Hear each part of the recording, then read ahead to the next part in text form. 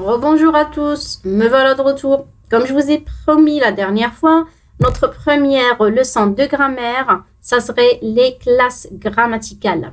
Et notamment pour les classes grammaticales, on va voir plus précisément les mots variables et encore de façon plus détaillée le nom. Alors, on distingue deux grandes catégories de mots.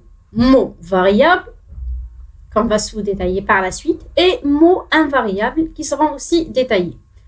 Les mots variables, ce sont les mots qui changent de forme selon le genre et le nombre. Le genre, ça veut dire masculin ou féminin. Le nombre, ça veut dire singulier ou pluriel. Pour les mots invariables, ils restent inchangés. Ça veut dire ça ne change jamais. Et notamment, pour les mots variables, on distingue le nom, le verbe, le pronom, le déterminant et l'adjectif qualificatif. Et pour les mots invariables, on trouve l'adverbe, la préposition, la conjonction et l'interjection. Sur cette vidéo, on va détailler le nom et le groupe nominal. Alors, pour le nom, commençons déjà par donner une définition. Le nom est le mot utilisé pour désigner ou nommer une personne. Par exemple, Maria, une femme, un garçon et autres.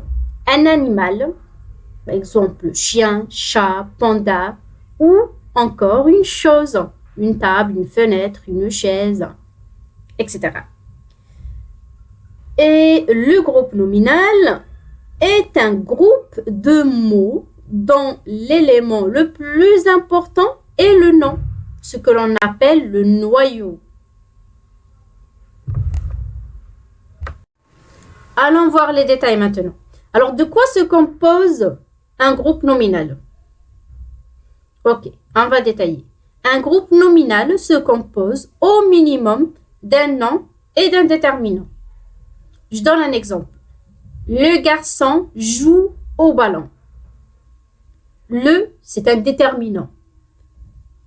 Et le déterminant est un élément obligatoire dans un groupe nominal. Garçon. Garçon est le nom. C'est le noyau, comme je vous ai expliqué tout à l'heure au niveau de la définition du groupe nominal. Le noyau, ça veut dire c'est l'élément centre. En fait, vraiment, c'est le chef de groupe, si vous voulez. Hein? Donc, pour récapituler, un déterminant dans un groupe de noms ne peut pas être supprimé, car la phrase serait alors grammaticalement incorrecte. Bon, je ne peux pas dire « garçon joue au ballon ». Si je supprime le, la phrase n'a plus de sens, ou plutôt le groupe nominal n'est plus correct. Alors, il faut savoir que, mis à part le déterminant, qui est, entre autres, comme je vous ai dit, élément obligatoire dans un groupe nominal, d'autres éléments peuvent être rajoutés à un groupe nominal pour donner notamment plus de précision sur le nom.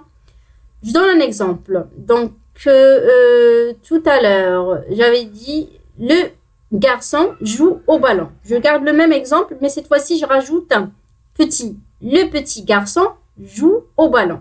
Donc, il y a toujours le déterminant. J'ai rajouté petit, qui est adjectif qualificatif, ce que l'on appelle dans un groupe nominal expansion. Et il y a toujours le mot garçon, qui est le nom ou qui est le noyau du groupe nominal.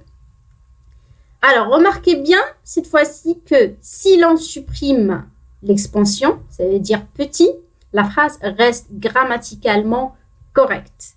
Donc, pour l'expansion du nom, on peut s'en dépasser et la phrase reste tout de même correcte grammaticalement parlant, contrairement au déterminant qui est un élément obligatoire. Il faut bien retenir cette chose-là.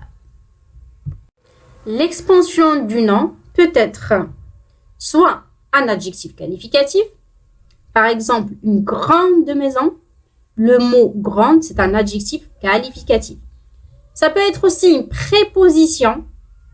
Par exemple, la maison de Lina. De, c'est une préposition. Et ça peut être aussi une proposition subordonnée relative. Je vous donne un exemple. La maison qui est entourée d'un jardin est la mienne. Donc, qui est entouré d'un jardin, c'est une proposition subordonnée relative. Donc, et remarquez bien que on peut enlever qui est entouré d'un jardin et ça ne change rien au niveau du groupe nominal. Il reste grammaticalement, comme je vous ai dit tout à l'heure, correct. La maison est la mienne. Voilà. Donc, ça, c'était les détails par rapport à l'expansion du nom. Et pour évaluer votre compréhension, voici quelques exercices d'application. Premier exercice, souligne le noyau dans chaque groupe nominal. Cet adorable garçon, la pluie tombe, une vieille dame, une fenêtre, mon frère. Deuxième exercice, trouve le déterminant de chaque groupe nominal. La chanson que j'aime, un ticket de cinéma, une chemise noire. Troisième exercice, souligne le groupe nominal dans chacune des phrases suivantes. J'ai mangé un bon dessert, la veste que j'ai achetée est déchirée, le chien du voisin a aboyé toute la nuit. Je vous conseille de mettre pause sur la vidéo pour chaque exercice, le temps que vous le faites à l'aise. Et puis, vous reprenez pour la correction. Voilà, donc en corrigeant. Premier exercice. Donc, on doit souligner le noyau du groupe nominal. Cet adorable garçon. Le noyau, c'est garçon. Le nom ou le noyau, c'est garçon. La pluie tombe. Le noyau, c'est pluie. Une vieille dame. Donc, ce qui est souligné, c'est le noyau ou le nom. Donc, dame. Une fenêtre. Le mot fenêtre, c'est le noyau. Et pour le dernier groupe, mon frère. Frère, c'est le noyau ou le nom.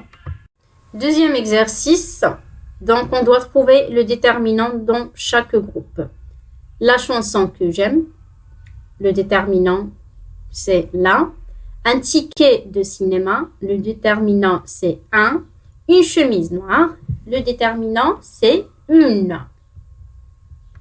Troisième exercice sur lequel je vous ai demandé de souligner le groupe nominal. Donc, première phrase, j'ai mangé un bon dessert. Ce qui est souligné sur le slide, c'est le groupe nominal, donc un bon dessert. La veste que j'ai achetée est déchirée. Groupe nominal, la veste que j'ai achetée. Et la troisième phrase, le chien du voisin a aboyé toute la nuit. Le groupe nominal, c'est le chien du voisin. Et voilà, donc ça c'était la correction des trois exercices. C'était la correction des trois exercices d'application. Et sur ce, je vous dis à bientôt et à la prochaine leçon. Merci, au revoir.